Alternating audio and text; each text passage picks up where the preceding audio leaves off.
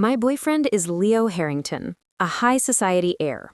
He's always been arrogant and unruly, throwing money around like it's nothing, and he's never had a shortage of women around him. But he's been by my side for 3 years, and during that time, he was well behaved. He even proposed to me. Recently, however, he found a new obsession. A beautiful young university student, fair-skinned with the air of a cool, elegant beauty. He has an irresistible weakness for this type of innocent and kind girl. To make her happy on my birthday, he pushed me into the ocean without a second thought. The sky today was a vast, cloudless blue. The calm water erupted with a huge splash as I thrashed about, looking up at the group of people on the yacht with utter despair. Standing at the edge of the yacht was a girl in a white dress. Her eyes were pure and bright. Seeing my wretched, waterlogged state, she raised a hand to her lips and broke into a radiant smile. It was a beautiful smile. Leo smiled along with her. His laughter was hearty, smoothing the lines on his brow. By the time he heard my cries for help, I was already starting to sink. The sensation of drowning was suffocating. I nearly drowned as a child and have been terrified of water ever since. I was against having my birthday party on a yacht, but I couldn't resist Leo's persistent pleading and eventually agreed. But when I arrived, I found that besides our usual friends, there was a strange girl. She was stunningly beautiful. Leo doted on her, pouring her a drink first, cutting her fruit first, and giving her the first slice of cake. His attentiveness was overwhelming, but it was an attentiveness he hadn't shown me in a very long time. I immediately sensed something was wrong, but I never suspected him. Not until he pushed me into the ocean. Then I was sure. Leo's heart had changed. He watched me slowly sink, leisurely, lifting his sunglasses to rest on his head. He squinted at my flailing form in the water and mocked me. "Aria, you can't actually be a landlubber, can you? Stop the act and get back up here. You've made Ivy laugh, so you can drop the performance now." The laughter was piercing. "Mr. Harrington, I don't think she can actually swim." One of his friends realized something was wrong and shouted quickly, tossing a life buoy in my direction. But my body was already sinking fast. "Save her!" The scene devolved into chaos. Several people worked together to pull me back onto the yacht. But even after multiple rounds of CPR, I didn't wake up. My body grew colder and colder. Only then did panic set in for Leo. He rushed me to St. Mary's Hospital and into the emergency room. It took a team of doctors over 2 hours to bring me back. When the doctor announced that my life was no longer in danger, Leo let out a long sigh of relief. If anything had actually happened, he would have been a murderer. He loved to play, but he didn't want to go to prison. It wasn't until the next day that I woke up in a hospital bed, staring at the ceiling, the scent of disinfectant filling my nostrils. My mind was a fog. The moment I moved, a throbbing pain shot through my head. I raised a hand to my forehead and let out a soft groan. Leo, who had just returned to the room, saw that I was awake and rushed to my side. He grabbed my hand excitedly. "Aria, you're finally awake. You were out all night.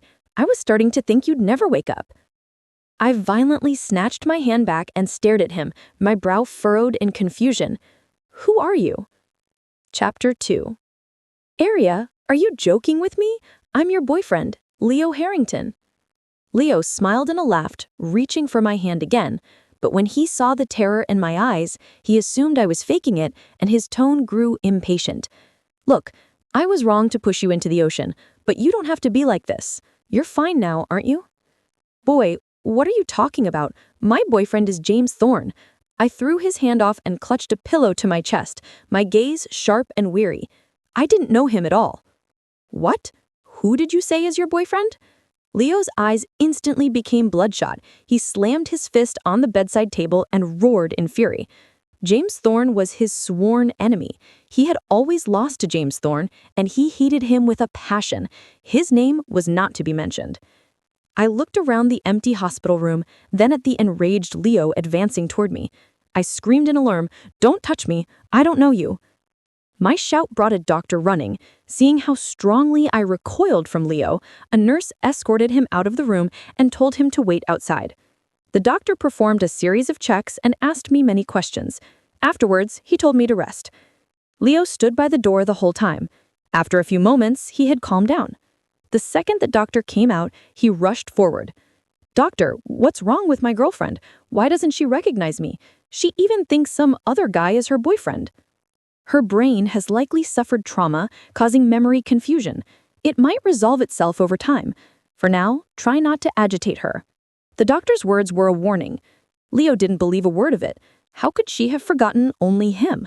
The moment the doctor left, he burst back into the room and pinned me to the bed, his face contorted with rage. "I just pushed you into the ocean. Is that any reason to fake amnesia?" Hearing the commotion, several nurses rushed in and managed to pull him away. "What kind of boyfriend are you? Stop agitating her." "Do that again, and she might never remember you for the rest of her life." A nurse warned Leo, glancing through the small window in the door at me, cowering on the bed. Leo scoffed, unfazed. He wanted to see how long I could keep up this act. Before long, my parents arrived at the hospital. Fearing that his actions would be exposed, Leo hadn't even told them I was in the hospital.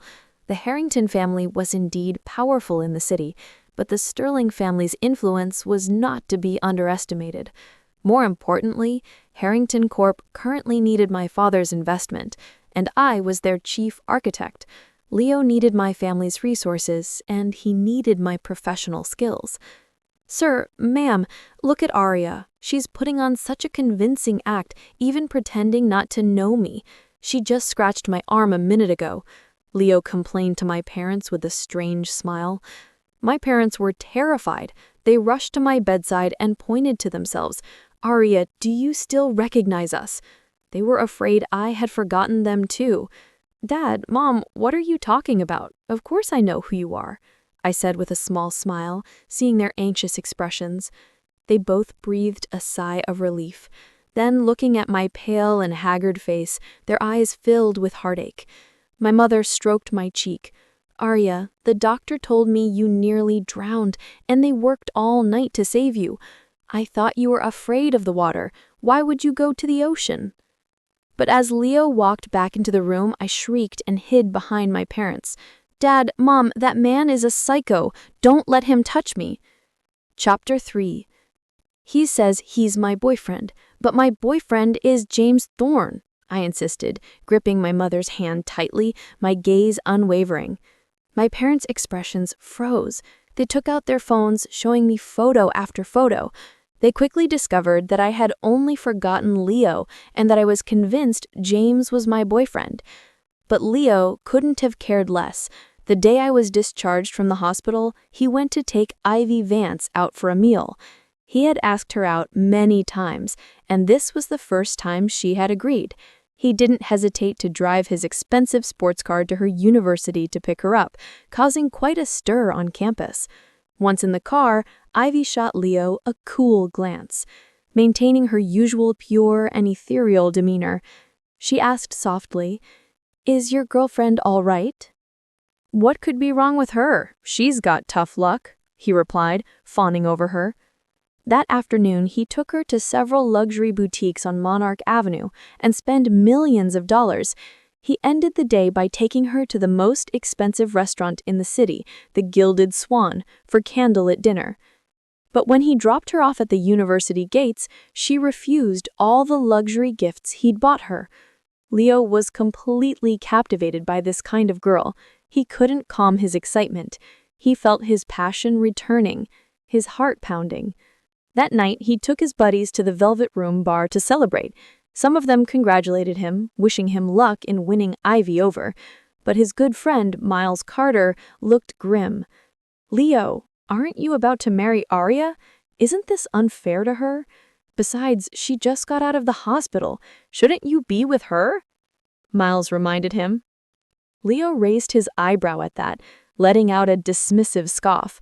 "Forget me? Have you seen the way she used to grovel over me? Would she dare? And so what if she forgets? I've been sick of her trampy act for a long time now." Miles frantically tried to get his attention, tugging at his sleeve, but Leo shook him off and finally let out all the words he had been holding back for so long. That prissy, holier-than-thou act of Aria's can't even compare to Ivy. Leo's tone was flippant and full of scorn. Miles pointed behind him and whispered urgently, "Aria." Leo froze mid-sentence. He whipped his head around and saw me standing right behind him. He was so startled, he started to stutter. Aria, you were just discharged today, weren't you? What are you doing at a bar?" He dropped his glass, stood up, and walked towards me, forcing a strange smile. I swept a cold gaze at him, completely indifferent to his words. Leo was taken aback by my calm, detached expression. If I had heard him say something like that before, I would have started a huge fight with him, probably stormed off and left home. But this time, I didn't cry or scream. I just looked at him as if he were a complete stranger. "Aria."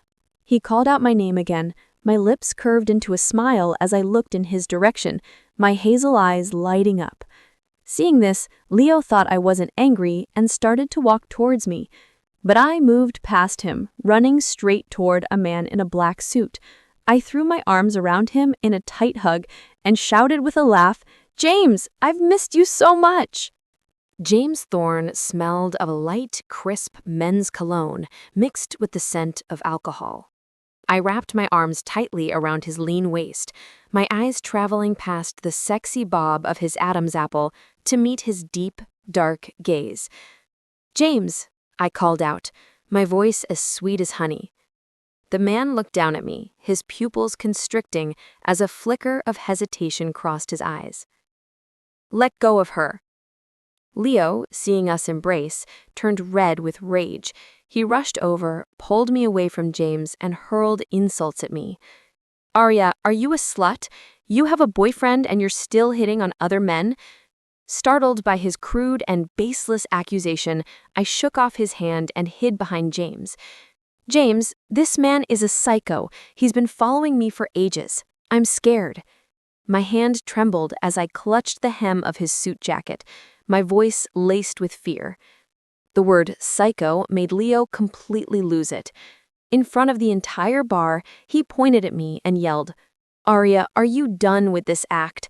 So I pushed you into the ocean. So what? You're fine now, aren't you? Is that any reason to fake amnesia? James Thorne is not your boyfriend. I am." The bar patrons erupted in murmurs. After that incident, everyone in the city knew that I had forgotten my high society fiancé. Not long ago, Leo had live-streamed his proposal to me. No one could have predicted this turn of events.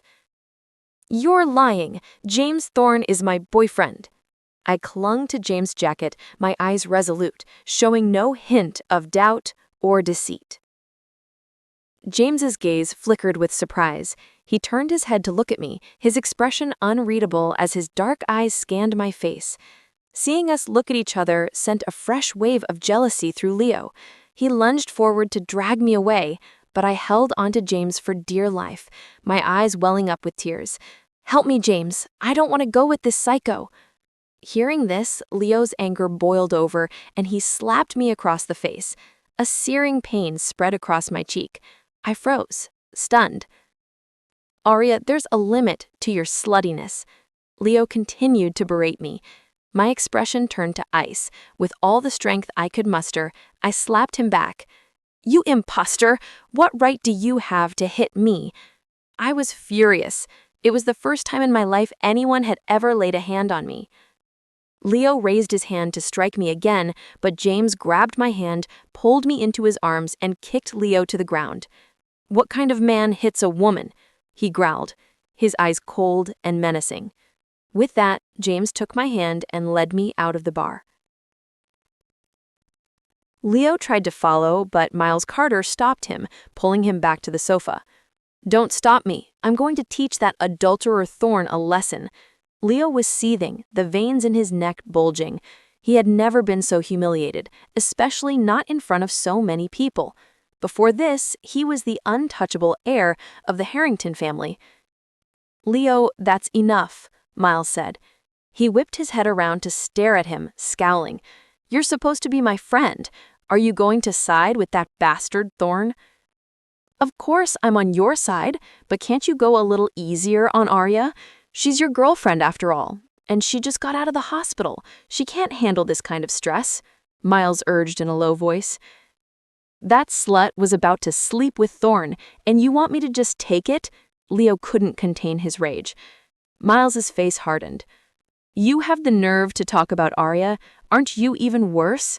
He said, his patience finally snapping. Chapter 5. Crash. Leo grabbed a beer bottle and smashed it over Miles's head. Blood immediately started to flow. Leo declared, utterly self-righteous, "Am I the same as Aria? She's a woman, I'm a man." Miles clutched his bleeding forehead and stared at his friend, his eyes filled with disappointment. "Miles Carter doesn't have a brother like you," he said, turning and walking out of the bar without a second glance. Leo looked completely unconcerned. He went back to drinking with the others, continuing his night of debauchery. Losing one friend, he thought, made no difference to him. The next day, the sun was just as bright. The first thing Leo did after waking up was go see Ida Vance bringing the luxury goods he'd bought the other day. The girl was as cool as ever, her eyes still pure and bright. Her gaze was placid as she glanced at Leo, who was holding luxury shopping bags in one hand and a steaming coffee in the other. She decisively took the hot coffee from his left hand. The coffee was still hot, instantly warming her palms on the cold, windy morning. Leo's thoughtfulness was impeccable. "Did you need something coming to see me so early in the morning?" Ivy's face remained unsmiling, but her gaze had softened considerably. "Ivy, these are for you," Leo said with a smile, handing her the luxury bags. The sight of the bags made Ivy frown immediately. "Mr. Harrington, you really don't think you can buy me with a few bags and some clothes? What do you take me for?" Ivy took 2 steps back. Of course not, Ivy. I know you don't care about these things. I just wanted to give you a gift. All I want is for you to be happy, Leo said quickly. After much persuading, Ivy finally accepted the gifts. Once he had placated her and arranged their next dinner date, Leo drove to the Sterling family home. "Sir, ma'am, what do you mean Aria didn't come home last night?" Looking at my parents, Leo barely managed to stop himself from cursing out loud. "Leo, Aria doesn't remember you right now. Please try to be patient with her," they said, their faces etched with guilt. "Ma'am, please call Aria," Leo said, struggling to suppress his rage. The call was made. From my mother. Leo got the address. A room in the Grandeur Hotel. He was so angry, he felt like his lungs would explode. He jumped in his car and sped toward the hotel. The moment he reached the room door, he started pounding on it like a madman, startling the other guests. "Sir, please calm down. If you continue, I'll have to call security," the lobby manager warned. He slammed his fist against the door, directing his fury at the manager. "My girlfriend is in there sleeping with another man, and you want me to calm down?" After yelling at the manager, Leo turned his attention back to me inside the room. "Aria, you shameless harlot, are you too scared to open the door? Are you hiding someone in there? Did you sleep with that bastard Thorne?" Leo was on the verge of losing his mind. The girlfriend he had courted for 3 years, a woman he had never even touched, had been slept with by another man. He was going to kill the adulterous pair. The door didn't open. Instead, the police arrived. Only when the police were there did I dare to open the door. Seeing the crazed, ranting Leo, I hid behind an officer and pointed. "This man is a psycho. I don't know him, but he keeps harassing me every day." Leo's rage hit its peak. His eyes were bloodshot as he shoved past the officers blocking his way and stormed into the room looking ready to commit murder. That bastard Thorne must be in here. He tore the room apart, but there was no trace of another man. Still unconvinced, he spun around, grabbed me by the collar and roared, "Where did you hide that adulterer Thorne?" His terrifying demeanor made a sharp pain shoot through my head. The police rushed forward to pull him off me. I collapsed to the floor, clutching my head. My face turned deathly pale as I cried out in agony. It hurts. My head hurts so much. With that, I fainted. This lady checked in alone last night. There's a limit to making false accusations, sir, the lobby manager said, glaring at Leo as he quickly called for an ambulance. Leo froze. Seeing me lying motionless on the floor, he began to panic. He tried to follow the paramedics to the hospital, but before he could take 2 steps, the police detained him. Aria. His voice softened as he watched me being loaded into the ambulance. But the police gave him no time for sentimentality. They took him to the station for a stern lecture, and he wasn't released until that afternoon. The moment he got out, he rushed to St. Mary's. The second my father saw him, he slapped him across the face, his eyes red with fury. Look what you've done to my daughter, and you still have the nerve to show your face. Are you trying to kill her? Sir, Leo had just started to speak when I cut him off. Dad, I don't want to see this psycho. I want James. I want to see James, I cried from under the covers. James Thorne was Leo's trigger point, and he exploded. Aria, I'm your boyfriend, he roared. That's what I used to call him, but now I was using the name of his mortal enemy. He couldn't stand it. My mother, seeing him yelling again, pulled him outside. Her eyes were red.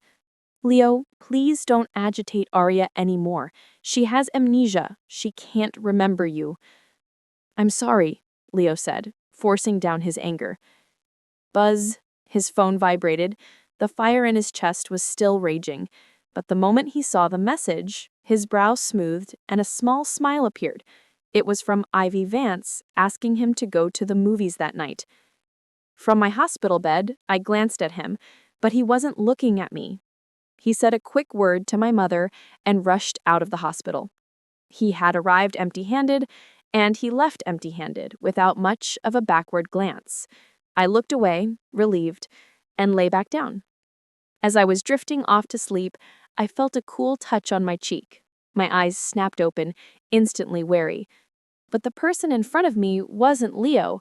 It was James. My eyes lit up. I threw myself at him with a smile. James, I knew you cared about me. You left me all alone last night. I thought you didn't want me as your girlfriend anymore. James's eyes narrowed slightly as he reached out to steady my wobbly form. My parents walked in from outside, both stunned to see James. Mr. Thorne, what brings you here? My father asked respectfully. James Thorne was a major player in the city. He came from a wealthy family and was a business mogul.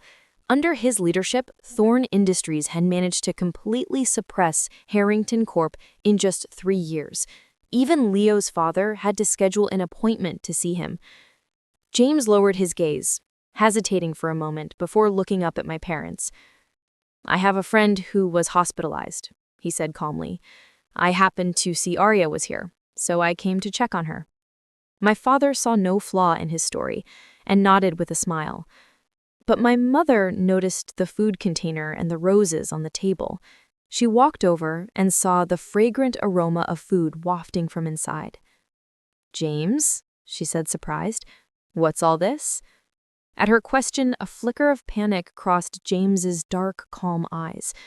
I just picked it up on the way, he said quietly. After all, Aria and I were university classmates. Hearing this, I immediately retorted. What do you mean, university classmates? You are my boyfriend. Chapter 7. I threw my arms around his neck, took out my phone, and snapped a picture just as I kissed his cheek. The moment my lips touched his skin, James's pupils contracted slightly. I have to post this on my social media. Otherwise, you'll run off, I said before he could react. I had quickly posted the photo and then nonchalantly opened the food container he had brought. The rich aroma of food filled the air. It was all still steaming. I realized it was all my favorite dishes from my university days. Braised fish, lion's head meatballs, and an assortment of other meat and vegetable dishes, all beautifully arranged. I glanced at the other insulated container, opened it, and found it was pork rib soup. Looking at all this food, I felt a lump in my throat and my eyes began to sting. But the feeling passed in an instant, and I was back to normal. My mother watched me eat with delight, her eyes filled with gratitude as she looked at James. James, you're so thoughtful. We were just about to ask Aria what she wanted to eat, and you've already brought it. It's no trouble, ma'am, James replied with a polite smile. While I was eating, my parents quietly pulled James aside. James, Aria had an accident recently and has mistaken you for Leo. We're sorry for any trouble she's caused you. You don't have to play along. We'll handle it, my mother said softly. It's no trouble, James said without hesitation. However, he didn't stay long. He took a phone call and headed back to his company. The next day, the photo of me and James spread like wildfire across social media. Leo saw it too. He had just woken up in a hotel room, still savoring the memory of his passionate kiss with Ivy Vance the night before. He felt a slight regret that he hadn't managed to seal the deal, but it only served to prove her innocence and charm. Comparing the two, Ivy was thousands of times better than Aria, thousands of times more pure and kind. Just as he was thinking this, his phone started vibrating uncontrollably. He picked it up and saw a flood of messages from people telling him to check his social media feed. He tapped on the app and his eyes widened in disbelief. Crash! He smashed the phone to pieces, clenched his fist, and slammed it against the wall. Damn it, that slut Aria! He was so angry he could barely breathe. But beneath the anger, a sliver of panic and unease began to creep in. By the time he arrived at my family's house, the feeling had spread throughout his entire body. Aria hadn't just been good to him, she had been the best. He was certain of it. Aria definitely loved him. Back in university, he'd gotten into a fight with some guys after drinking. He was outnumbered, and to save him, Aria had shielded him, taking a blow from a heavy stick. The hit was hard. It broke one of her ribs, and she was in the hospital for a long time. But now she had kissed James Thorne. It could only mean she had really lost her memory and forgotten him. A strange sense of unease settled over him. That feeling vanished the moment he saw James. Seeing the four of us looking like a happy family, he rushed forward to block our path. "Aria!" he yelled. I looked up, a flash of surprise in my eyes. The lipstick stain on his shirt collar was bright and distinct, a shade only young girls tended to wear. He stormed over, grabbed James by the collar, and snarled, "Have you no shame? Aria is my girlfriend. What are you doing trying to woo her? Get lost." Seeing the tension escalate, I stepped forward and shoved Leo away. "Don't touch him." I stood in front of James, glaring daggers at Leo. Leo froze. That look in my eyes was exactly the same as the one I'd given him when I protected him in university. But this time, the person I was protecting was James Thorne. "Aria, I'm your boyfriend. I swear you're driving me insane." "Aria?" His eyes were red, filled with what looked like deep affection. Chapter 8. My expression remained impassive. I looked at him as if he were a complete stranger. "Mr. Harrington, that's enough. Please stop harassing me. I only have one boyfriend, and that's James Thorne. I love him very much, and I don't want anyone else," I said, calmly. Leo's eyes turned crimson with rage. He raised his hand as if to strike me. Perhaps because my parents were there, he lowered his hand, shot a venomous glare at James, then turned, got into his car, and sped off toward the hospital.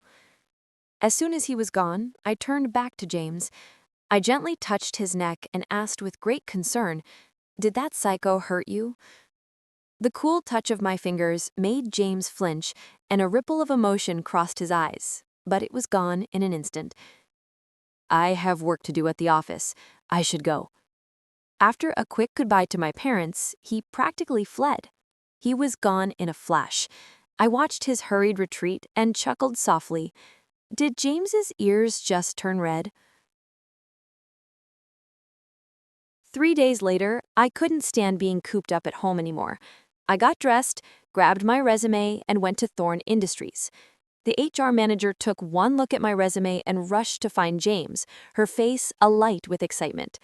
"Sir, Aria Sterling, the architect we've been trying to recruit for ages, just walked in. Should we offer her a high salary to get her on board?" "Where is she?"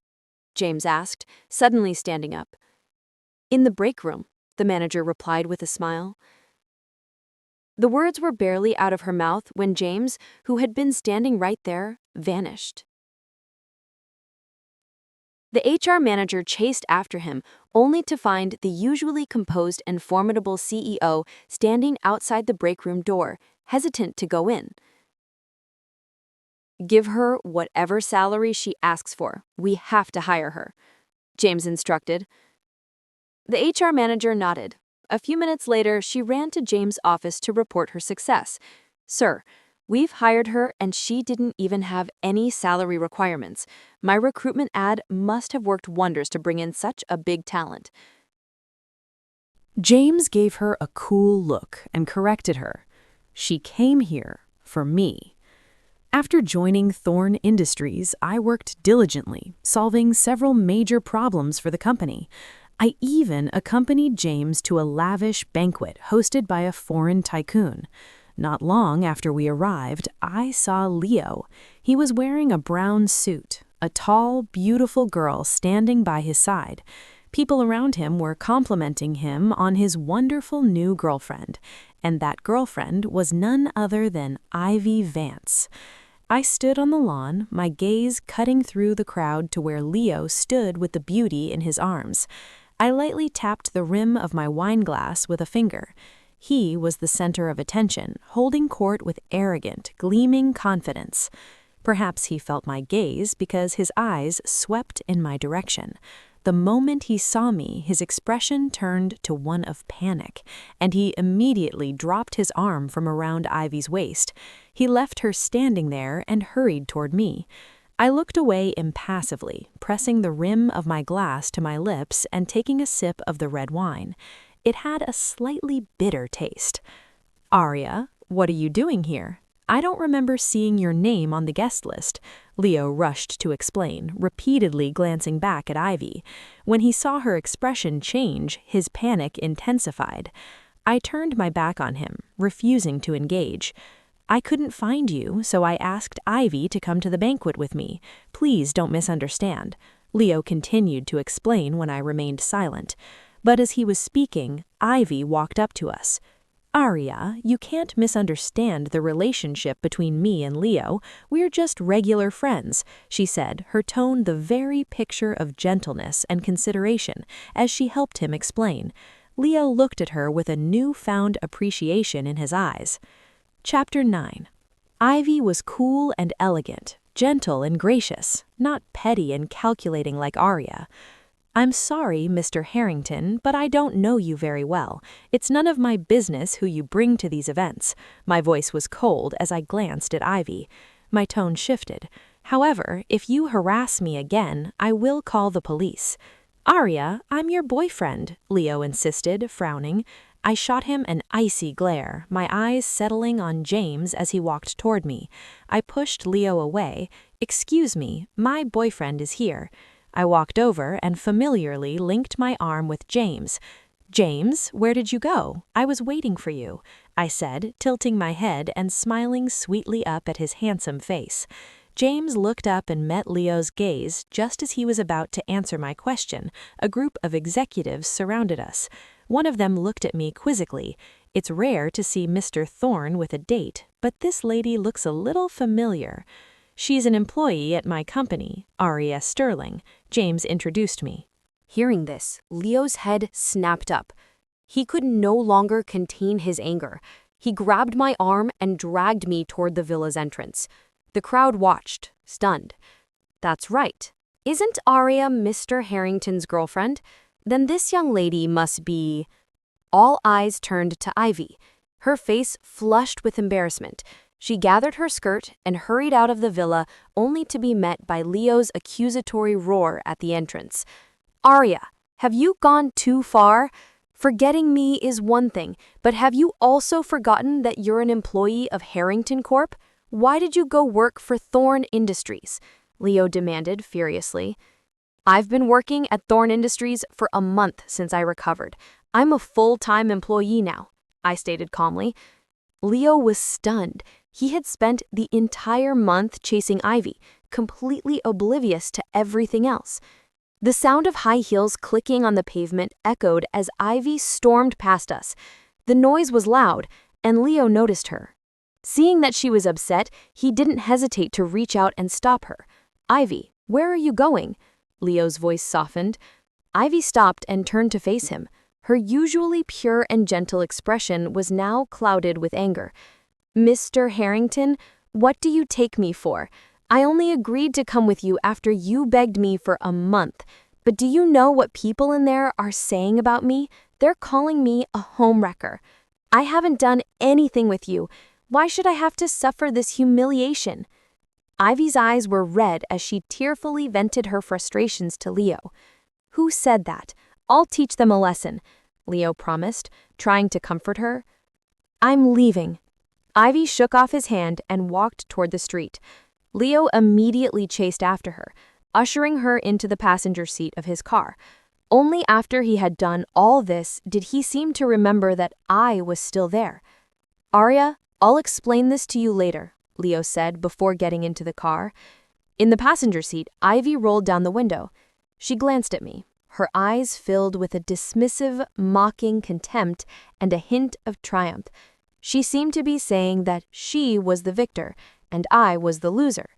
She had Leo wrapped around her finger like a well-trained dog. The next day, Leo stormed into Thorne Industries. This time, however, he wasn't looking for me. He went straight to James's office, causing a huge commotion. I grabbed a fruit knife and followed him. Chapter 10. Inside the office, James heard the commotion. He looked up at the furious Leo, then calmly finished signing the last document on his desk. His unflappable demeanor completely enraged Leo, who slammed his fist on the desk. Everything on the table jumped. "James Thorne, you're quite the schemer, aren't you? First, you impersonate me to get close to Aria, and then you've hired her at your company. What are you playing at?" He spat out his accusations, but James's expression remained unchanged, which only fueled Leo's fury. "Give her back to me, you thief." James had stolen Aria, stolen her love for him.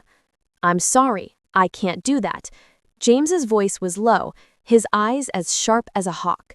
Leo laughed, a bitter, angry sound. He grabbed James by the collar. "Aria is mine. Don't think you can keep her just because she thinks you're me right now. Aria belongs to herself. I can't force her to do anything." James didn't fight back, but his gaze was resolute. At those words, Leo punched James in the face. "The doctor said Aria will get her memory back this month. When she does, she'll come back to me. I'm the one she loves," Leo sneered, looking down at him. James's eyes darkened. He had asked the doctor too. This was the last month. "Leo Harrington, you psycho, get away from him." I got the key to the office from James's assistant, unlocked the door, and burst in. Seeing the blood at the corner of James's mouth, I rushed over and shoved Leo hard. I ran to James's side and gently touched his face. "James, does it hurt?" James didn't speak. He just stared at me. His eyes held a look of terror, as if he was afraid I would disappear. "Aria, stay out of this. I'm going to teach this shameless bastard a lesson today." Leo lunged at James again. Furious, I pulled out the fruit knife and pointed at him. "You bastard! You dare touch him again?" I snarled, my eyes blazing with anger. Leo froze. "Aria, you're pointing a knife at me." He looked at me in disbelief, his fists clenched. "Why are you protecting him like this, Aria? You're driving me crazy. I'm your boyfriend." "I don't have a boyfriend like you." A dull ache spread through my chest, and my eyes instantly turned red. Convinced I wouldn't actually stab him, Leo turned, grabbed a chair, and swung it at James. Seeing that James wasn't moving to dodge, I ran and stood in front of him. But after a few moments, I felt no pain. James had blocked the blow. Blood seeped from his arm.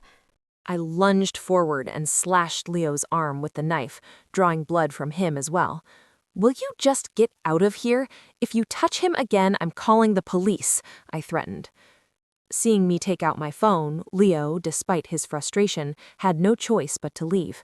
But before he went, he added, "Aria, you'll regret this." I stared at him, forcing back my tears. Regret? I wouldn't. As soon as Leo was gone, I frantically tended to James's wounds. Seeing the bruise already forming on his arm, my eyes welled up. "I'm so sorry, James," I choked out. "I didn't know that psycho would show up." Seeing me cry, he panicked and gently wiped away my tears with his hand. "I'm fine. It doesn't hurt," he said earnestly. "But why didn't you fight back? I remember you have a black belt in Taekwondo. Taking care of a weakling like Leo should be easy for you, right?" I asked, confused. "Getting hit a little is nothing." His eyes were fixed on my face, his voice low and hoarse. "A greedy person deserves a little punishment." I stared at him, stunned. Chapter 11. After leaving Thorne Industries, Leo went straight to Ivy Vance's university. When Ivy saw the gash on Leo's arm, she hesitated outside the car for a moment, only daring to get in after she was sure he had calmed down.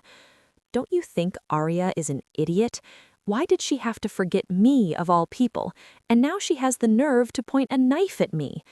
Reliving the scene, Leo felt a surge of frustration and pounded the steering wheel several times. Hearing his story, Ivy understood what had happened. "Maybe Aria never loved you that much. Who forgets the person they love?" As she spoke, Ivy gently placed her hand on his thigh, her eyes filled with sympathy. "If it were me, I would never forget the one I love, and I would never hurt them." Leo was deeply moved. Ivy was young, beautiful, and so innocent. She was truly 1,000 times better than Aria. He slowly leaned in, and this time Ivy didn't pull away. She used her body to comfort him. Leo lost himself in her gentle embrace. After their tryst, Leo felt revitalized, younger even. He began to lavish money on Ivy. Hearing she was short on clothes, he bought her new outfits, shoes, and bags. He even bought her a villa in the Crestwood Heights. I heard people talking about it as I walked onto the campus. My steps faltered, but only for a moment. Today, I was representing Thorne Industries as a guest lecturer at my alma mater. I had arrived early to familiarize myself with the equipment. I went to the restroom for a moment, and when I returned, I could hear a few girls talking inside the classroom. "Ivy, is it true? Did Mr. Harrington really buy you a villa?" "Of course it's true. She has more luxury goods than she knows what to do with." Ivy glanced at her fawning roommates, placed her limited edition designer bag on the table, and chuckled. "You guys sure are well informed." As they were chatting excitedly, another girl chimed in. "But Ivy, I heard that Mr. Harrington has a fiancé." "A fiancé? Just some woman with amnesia. She's no threat. You probably don't know this, but Leo Harrington is head over heels in love with me now. If I asked him to die for me, he'd probably do it." Ivy scoffed. The moment she finished speaking, I walked into the room. Ivy jumped to her feet, her face a mask of terror. "What are you doing here?" she stammered. I ignored her, walked to the podium, and continued organizing my presentation. "Ivy, do you know this professor? She's our guest lecturer as an alumni. I heard she's a big shot." One of the girls, seeing her reaction, explained. Ivy's face was ashen. She gripped her bag so tightly her knuckles turned white, not hearing a word her friend said. I delivered my lecture flawlessly. The students began to leave, but Ivy remained in her seat. Once the classroom was empty, she walked towards me, her face full of apprehension. "Leo loves me. Don't you dare try to break us up," Ivy said coldly. My hand, resting on the mouse, froze. I stood up straight and looked at the young and beautiful Ivy, letting out a small laugh. "Miss Vance, a clear conscience fears no accusations." Buzz. "I'm at the school gate." It was a message from James. He had been incredibly clingy lately. Before, he wouldn't contact me unless I contacted him first. Now it was like he wanted to be glued to my side. I paid Ivy no more attention, grabbed my bag, and hurried out. When I saw the familiar car, I ran toward it with a smile, waving at the person inside. James! He took me to a high-end restaurant, and after dinner, we went to the Starlight amusement park. It was lively and fun, and I was having a great time. But suddenly, James's expression grew serious. He turned to look at me, hesitated for a long time, his eyes dark and dull. His voice was so low I almost couldn't hear him. Aria, have you ever considered that I'm not your boyfriend? I froze, my lips slightly parted. Before I could speak, James cut me off. I saw a really nice necklace when I was at the mall, so I bought it for you. He didn't wait for my answer, simply taking it out of the box and carefully fastening it around my neck. His movements were slow and deliberate, as if he were afraid I would refuse.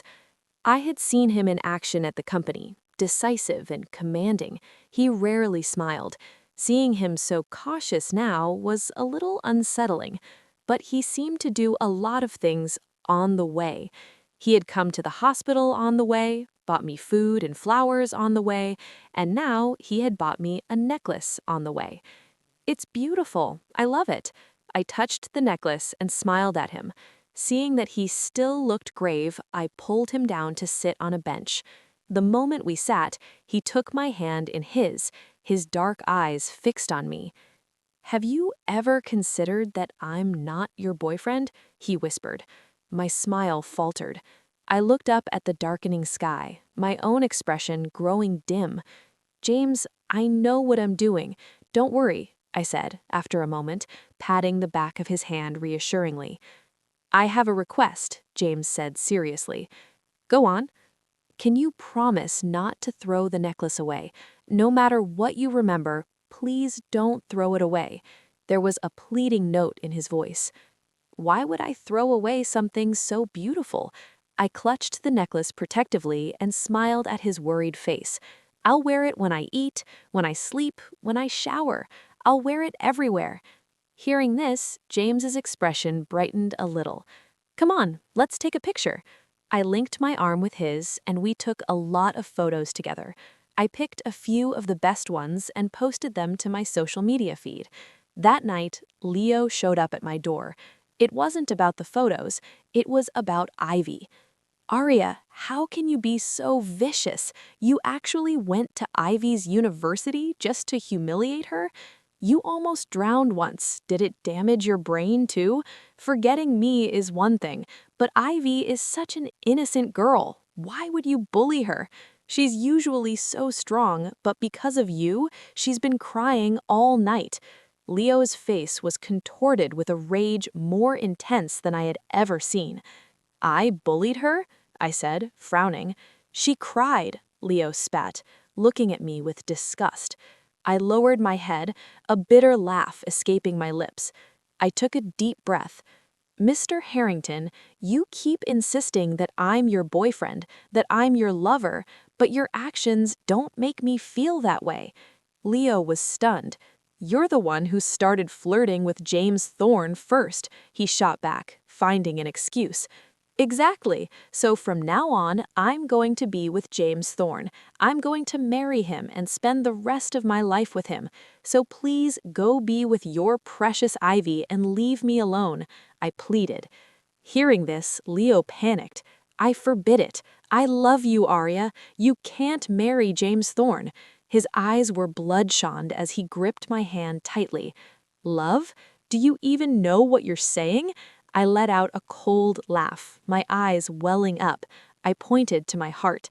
"I feel nothing for you in here. Seeing you just makes me sick." "You have amnesia. You'll remember eventually." Leo couldn't stand my cold, disgusted gaze. "Amnesia?" I couldn't help but laugh. I threw him out and slammed the door. The moment it was closed, my eyes filled with tears that I couldn't seem to wipe away. "Aria, don't do something you'll regret," Leo shouted from outside the door. I didn't answer. He didn't stay long. He returned to his villa, and the moment he walked in, he kicked over a table in a fit of rage. The loud crash startled Ivy, who was in another room doing a face mask. She rushed out to find Leo sitting on the sofa, radiating frustration. "What's wrong?" she asked cautiously.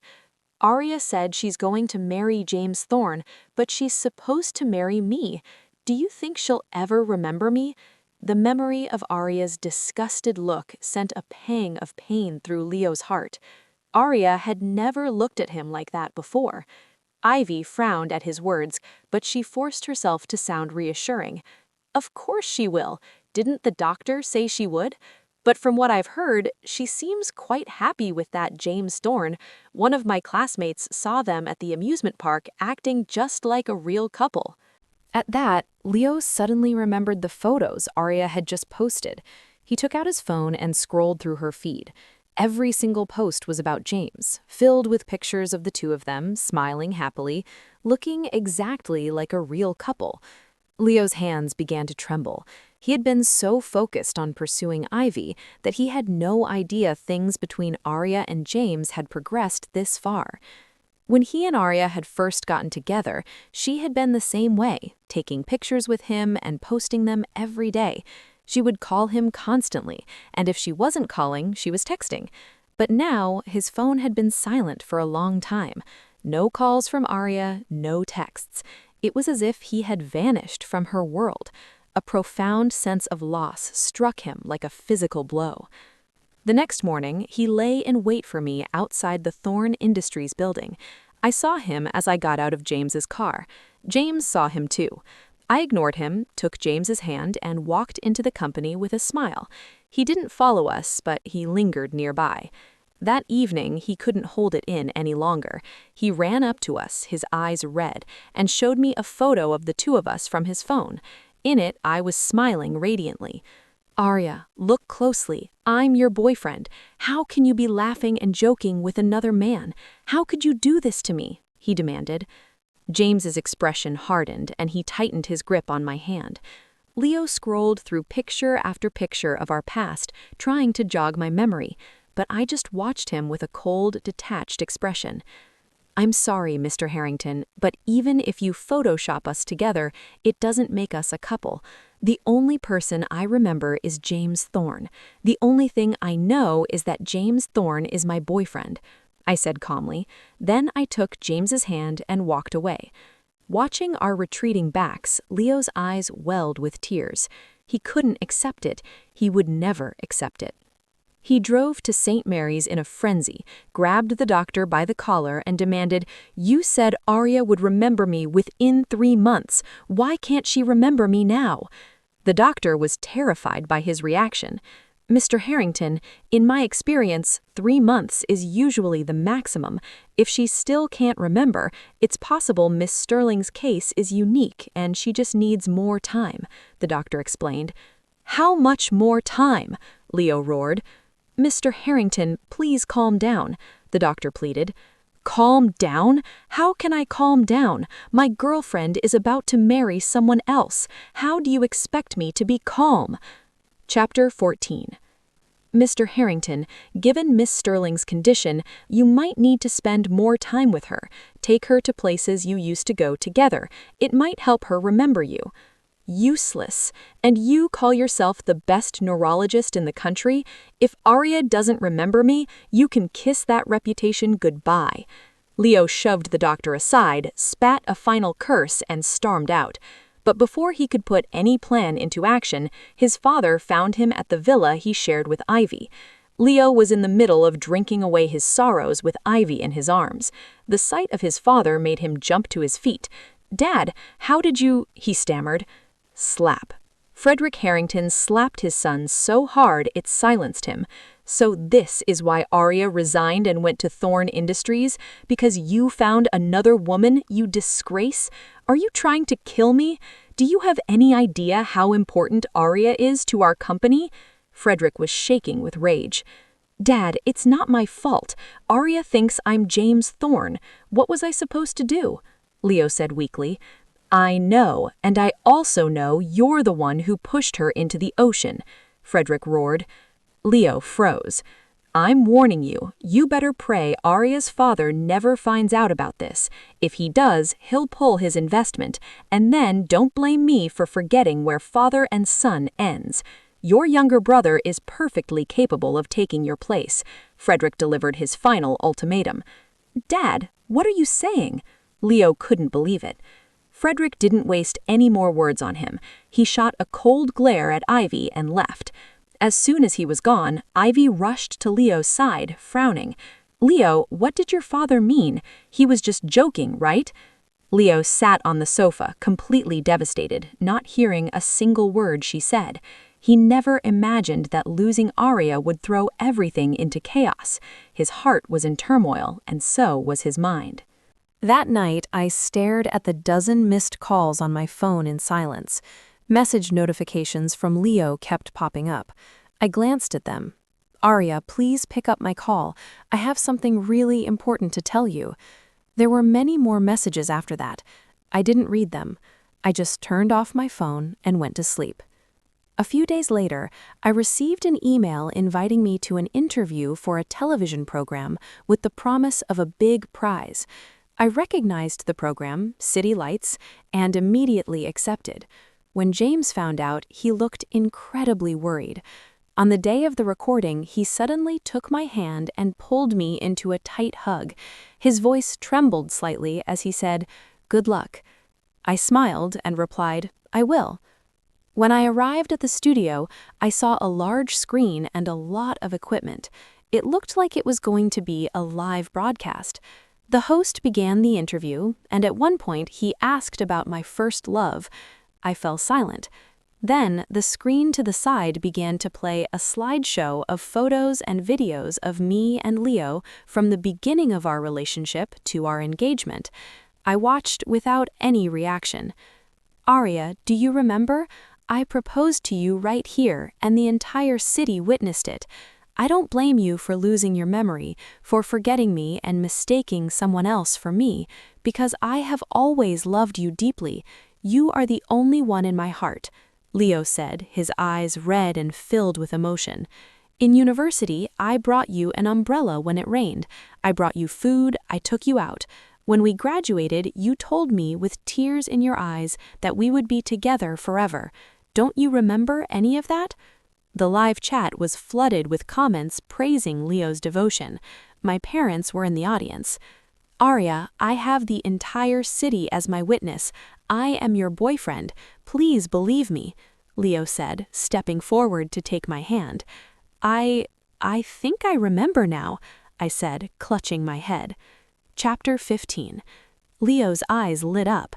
"Aria, really? You remember me?" He rushed forward, grabbing my shoulders in excitement, his eyes red. Elsewhere, James heard my words and slammed his tablet shut. He stared at a photo of the two of us, his gaze dim. It had all been a beautiful dream, and now it was time for him to wake up. "I'm your boyfriend, do you remember?" Leo pressed, his grip on me tightening, his voice growing urgent when I didn't answer.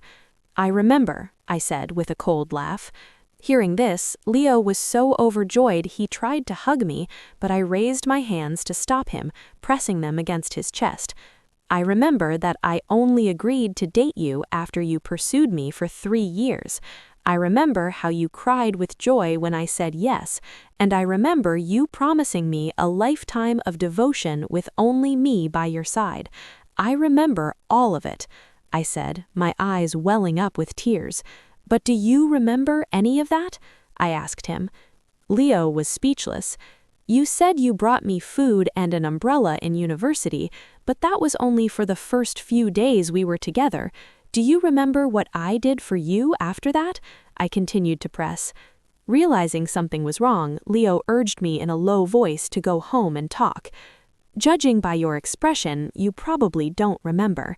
When you were sick, I ran everywhere for you, staying by your side day and night. At business dinners, I drank for you. I worked myself to the bone handling company matters and cleaning up the messes you made. When you were getting beaten up, I took a blow for you that broke my rib. Do you remember any of it?" I yelled, my eyes red with fury. I had exhausted myself for Leo's Aria. "I remember. Leo said, frantically taking my hand.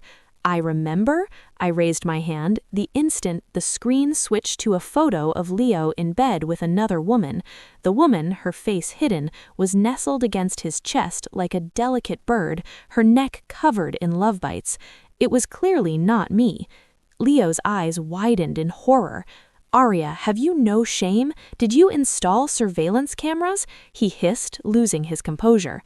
I have no interest in watching your sordid affairs.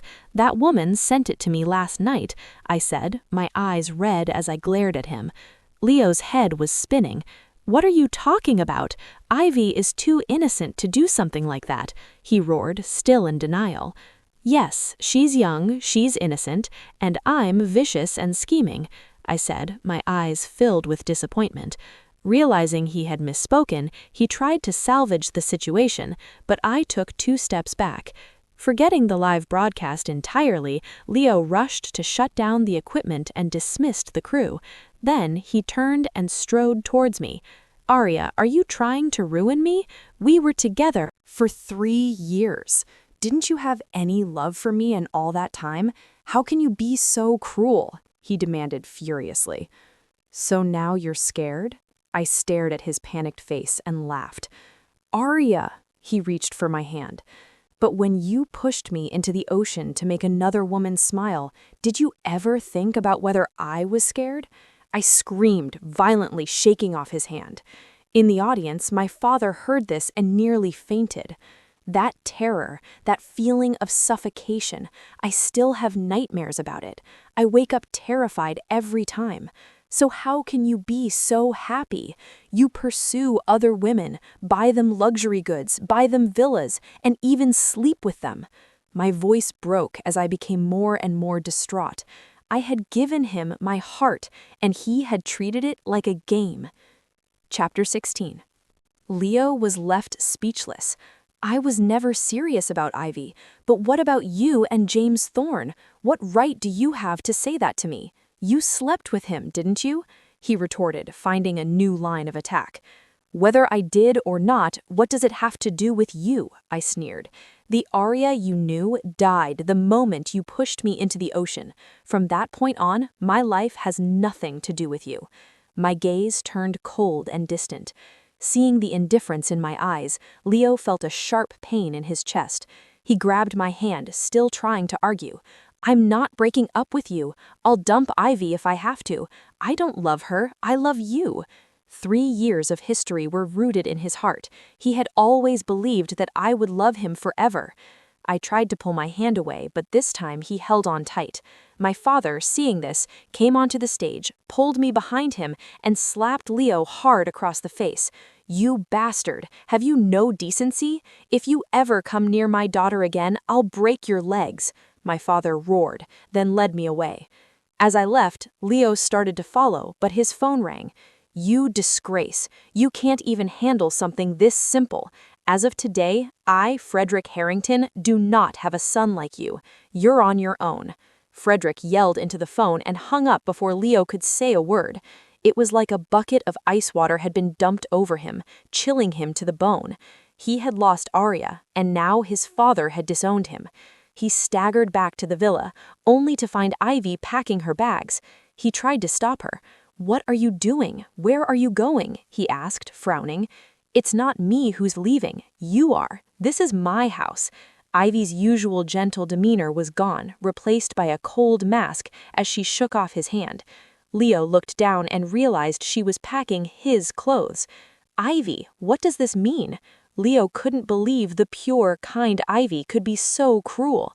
What does it mean? You've ruined my reputation and gotten me expelled from university, and you're asking me what this means? You're broke anyway now, so there's no need for me to pretend anymore. Get out of my house right now. Ivy pointed to the door, her face a cold mask. Leo was stunned.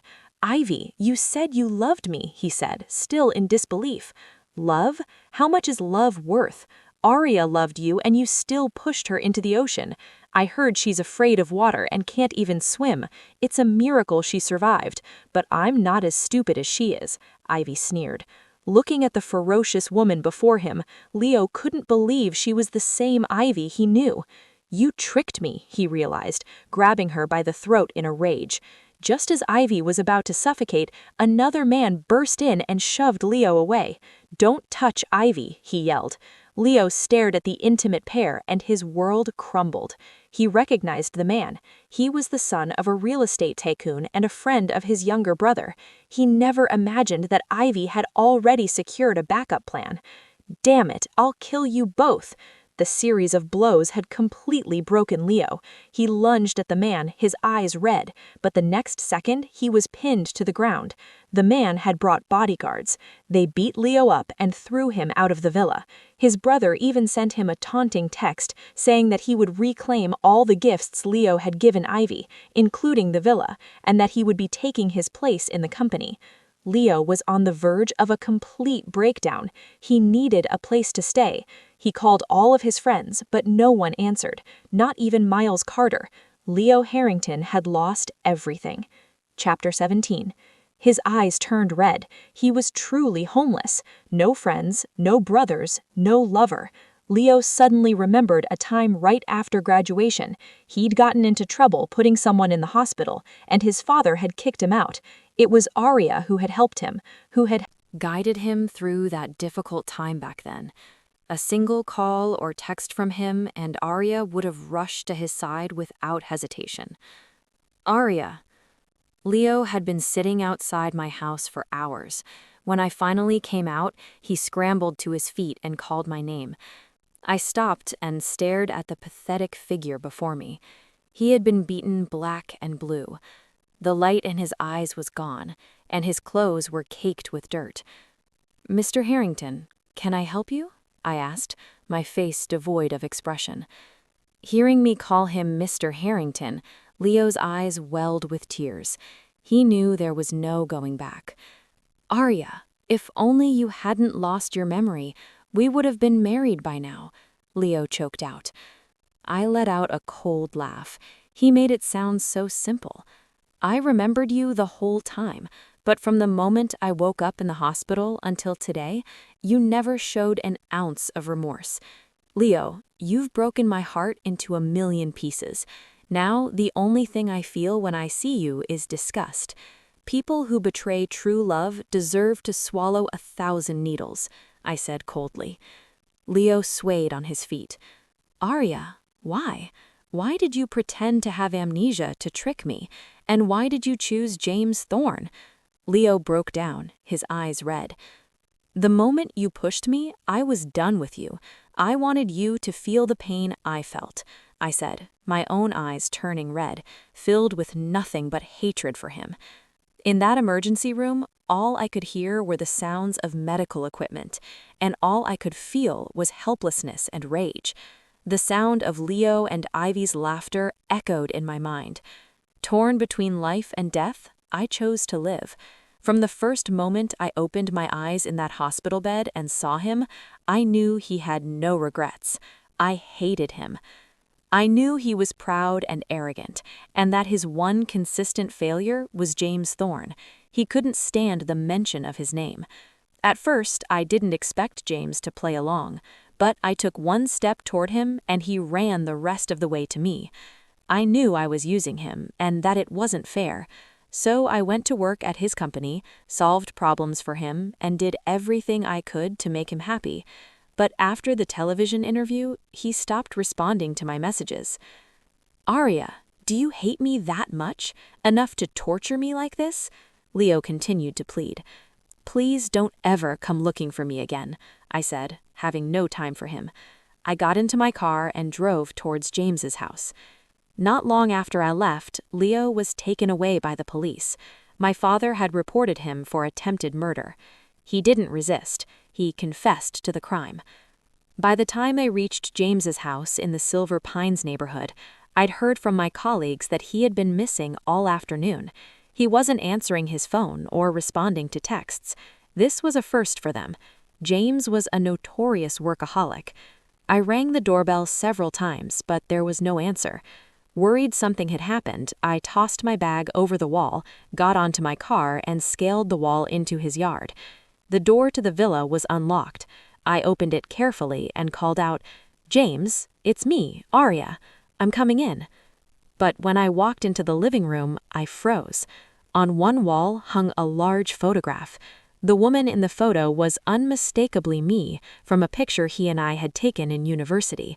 I stood in front of the photograph for a long time. To be honest, I hadn't interacted much with James in university. I only knew he was the most popular guy on campus and a top student. But at graduation day, he had come to find me to take a picture together. He had even changed into a suit for the occasion. At the time, I had just thought it was a photo between classmates. The photograph was hung directly opposite the sofa, impossible to miss. Chapter 18. I searched the whole house and finally found James in the second-floor bedroom. He reeked of alcohol, slumped on the floor by the bed, a wine bottle in one hand and a picture frame clutched to his chest. His shirt was half unbuttoned, revealing his firm, pale chest. I reached for the wine bottle, and he let it go, but when I tried to take the picture frame, his eyes snapped open. His dark, deep-set eyes stared straight at me, clouded with a drunken haze. "Don't touch it," he said, his voice raspy. His protectiveness only made me more curious. "Can I see it, please?" I asked with a smile.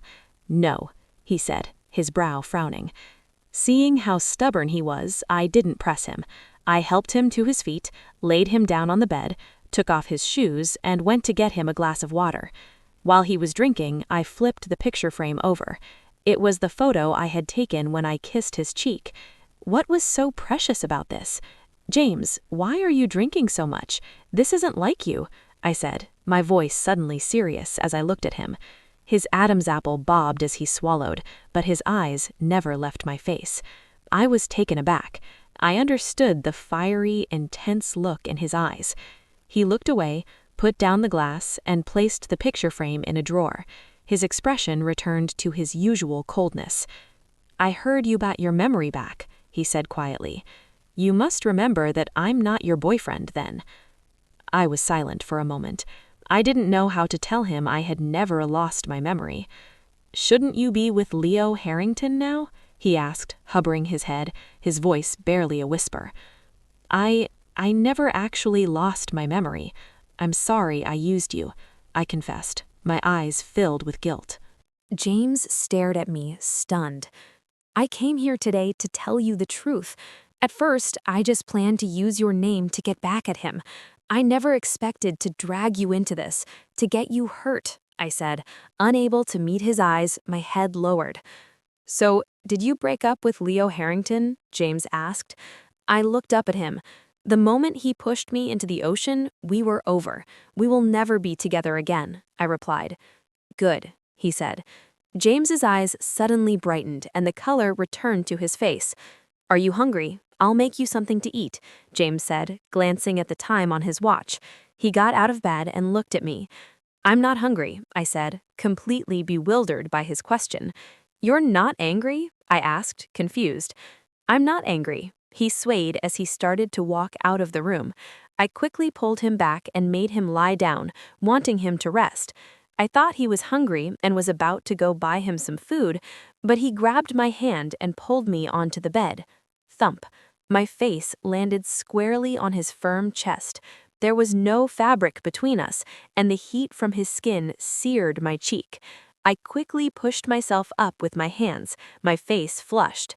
"I'm sorry, Mr. Thorne. You pulled me and I lost my balance," I whispered.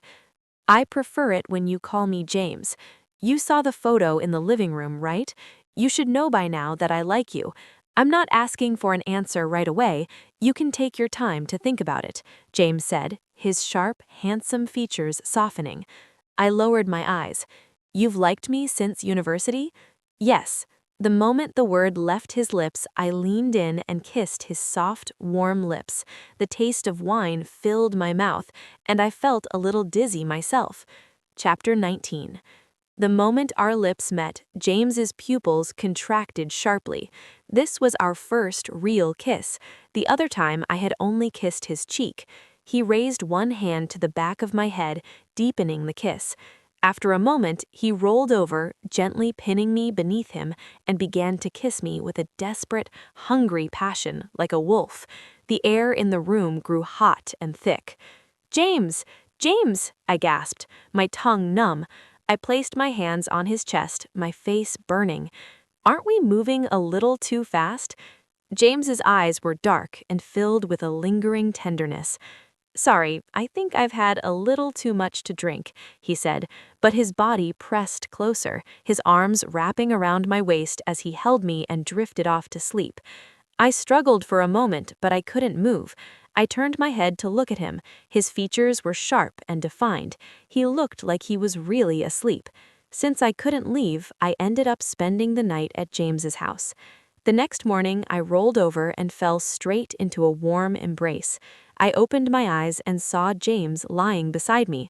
But on closer inspection, I saw he had changed into a fresh set of clothes and had already washed his face. I scrambled out of bed, but my movement woke him. He reached out and caught my hand just as I was about to get up. "I made breakfast," he said, after a moment of hesitation. "Okay, I'll be right there. I just need to wash my face." I ran into the bathroom and found a new set of toiletries already laid out on the counter. James must have been up for a while. When I came out, James was waiting for me by the door.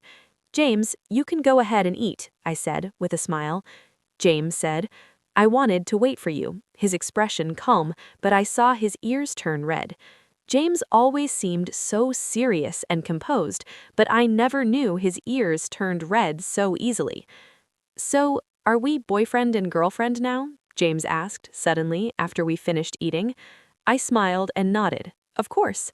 James's thin lips pressed together, the corners twitching into a small smile. After breakfast, James told me to look around the house while he cleaned up the kitchen. I glanced into the kitchen and saw the food containers from the other day. James must have made that meal himself. I walked into the living room and took in the decor. It seemed like all of the cool tones, and it seemed like James lived here alone. On the living room table were some note cards. They looked familiar. I picked one up, and my expression froze. I slipped one of the cards into my bag. "James, something's come up. I have to go," I called out to the kitchen.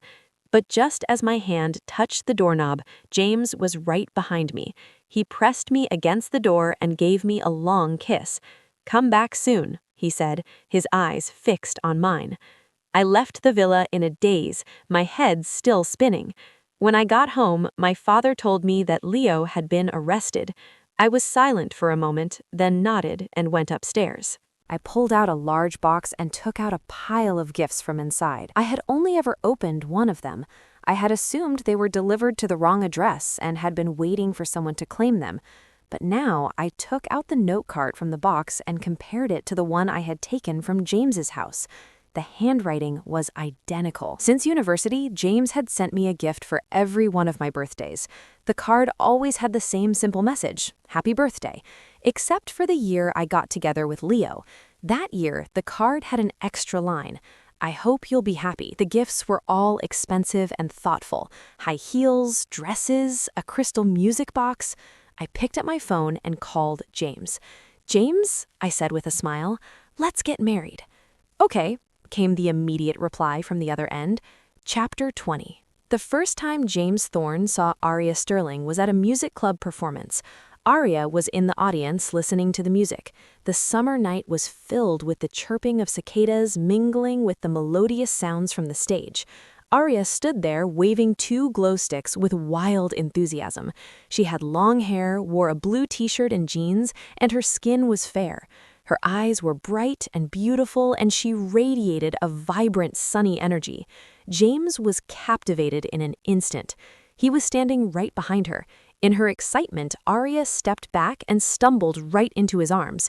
"Oh, sorry, I got a little too excited," she said, flashing him a smile. It was a brilliant, sweet smile. James was completely lost. After that, he searched for her, wanting to ask her name, but just as he found her, his family took him abroad. He had to take a 2-year leave of absence from school. By the time he returned, Aria was with Leo Harrington. He heard that she had even been hospitalized because of him. Hearing this drove him mad. He went alone to find the group of guys who had hurt Aria and beat them until they begged for mercy and agreed to apologize to her. Only then did he stop. He sent her a gift every year on her birthday, but he never let her see him, until this year when he saw that Leo had proposed to Aria. He had lost all hope and was ready to let go. He stayed home and drank all night. The necklace he had prepared for her birthday this year remained unsent. But one night, a client invited him to a bar. He had a few drinks and was about to leave. But then Aria appeared before him like an angel. She ran toward him with a smile, threw her arms around him, and called him James with such intimacy. He was stunned for a long time, convinced he was dreaming.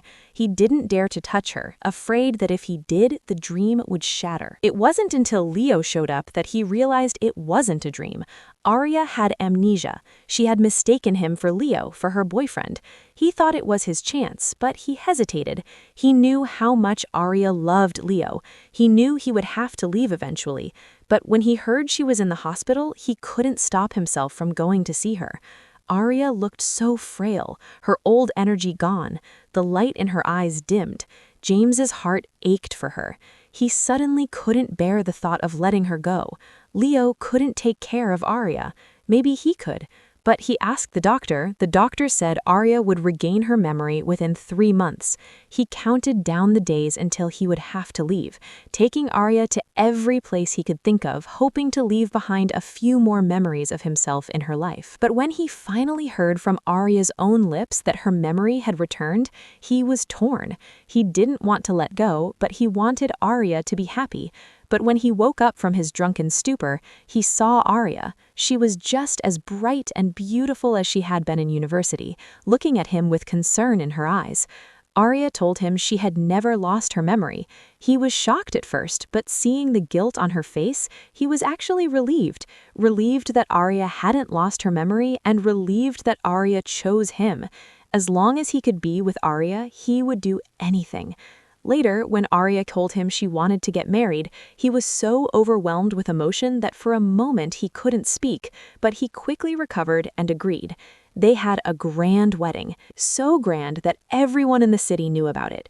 He wanted the whole world to know that Aria belonged to him. Until now, James looked at Aria sleeping in his arms. His expression was gentle as he pulled her closer and leaned in to kiss her lips. "Aria, I love you," James whispered, his voice thick with emotion. "I love you too," Aria murmured with a smile. James's wish had finally come true, and Aria found her lifelong happiness.